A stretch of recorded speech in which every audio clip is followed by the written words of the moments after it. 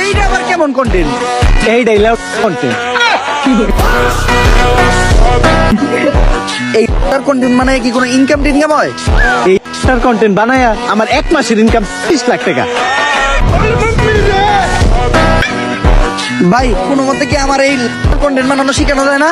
শোনো, তুমি যদি আমার কাছ থেকে এই লাভ কন্টেন্ট বানানো শিখতে চাও তাহলে প্রতিদিন তোমার আমাকে 1000 টাকা করে পেমেন্ট করতে হবে। কারণ আমি তোমার কাছে আমার টাইম বিক্রি করতেছি। It's call of time. আসলে আমি একজন এজেন্ট, তো দিনের বেলা ব্যস্ত থাকি।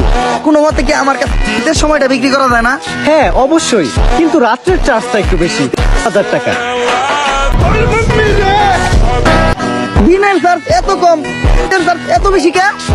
It's call of side.